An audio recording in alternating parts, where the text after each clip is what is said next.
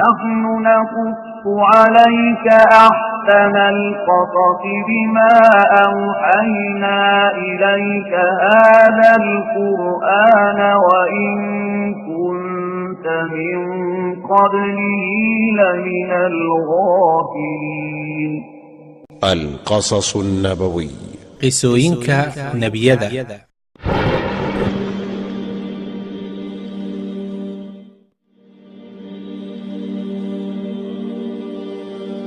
qisadeenna waxay maanta ka hadlaysaa halaagii ku dhacay qoomkii luud markii ay diideen waanadii iyo wacdigii uu soo jeediyey nebigii alle luud calayhi salaam, waase ay ka diideen inay ka joogaan faaxishadoodii ahayd ku talax tegidda macaansiga ragga ama u tegidda ragga. waxaase hore loo yidhi waanadu waxay wax tartaa kan caaqilka ah oo waxay baraarujisaa kan qaafilka ah oo dhuuhanaha ah.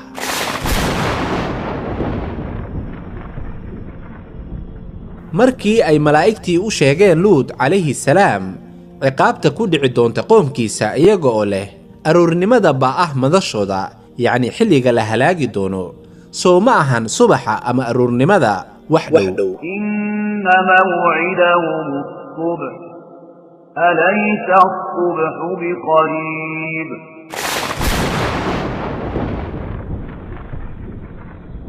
qoomkii luud waxay deganaayeen magaalo lagu magacaabo saduum ama gomora, waana magaalo dhacda badda dhimatay ama dead sea ama albaxrulmeyit, qof walba siduu u garan karo. badda dhimatay waa magaalo maanta u dhexaysa xuduud ahaan falastiin iyo urdun. qayb ka mid ah waxay dhacdaa koonfurta dhanka shaam.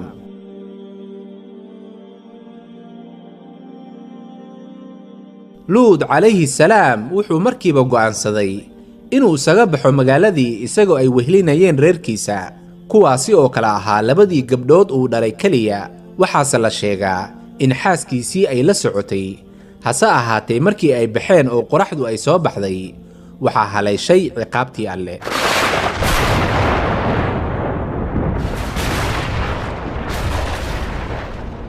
markii nebi luud calayhi salaam iyo labadiisii gabdhood uu dhalay ay magaaladii ka baxeen aroornimadii hore inta aysan cadceedda soo bixin, ayuu jibriil calayhi salaam wuxuu hal mar jiridda u gooyey magaaladii dhan dhulkeedii iyo wixii hareeraheedii ahaaba.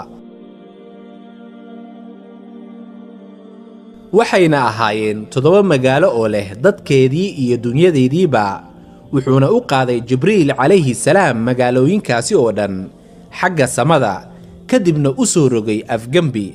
markaasuu alla weyne wuxuu xagga samada kaga soo shubay dhagaxaan sida roobka camal u da'aya oo dhoobo duban ah, isla markaana isdaba joogay.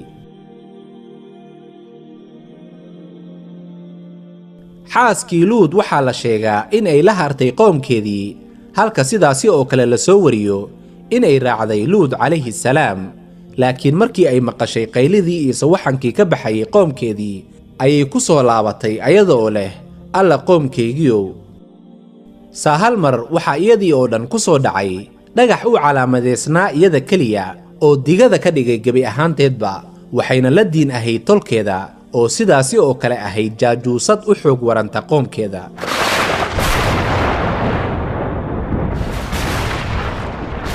فلما جاء أمرنا جعلنا عاليها سافلها وأمطرنا عليها حجارة من سجيل. saa markii uu u yimid amarkayga, waa amarka alle waxaan u rognay magaalooyinkii soodom oo ku yiila falastiin afgembi oo ku di'inay roob dhagaxaan dhooba ah duban ah oo isdaba jooga.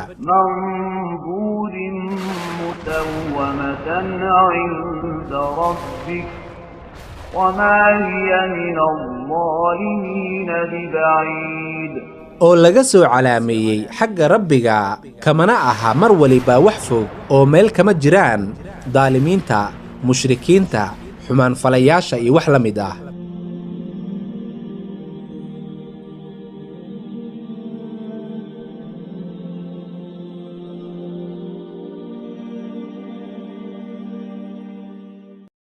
نحن نقص عليك أحسن أحسن القصص بما أوحينا إليك هذا القرآن وإن كنت من قبله لمن الغافلين.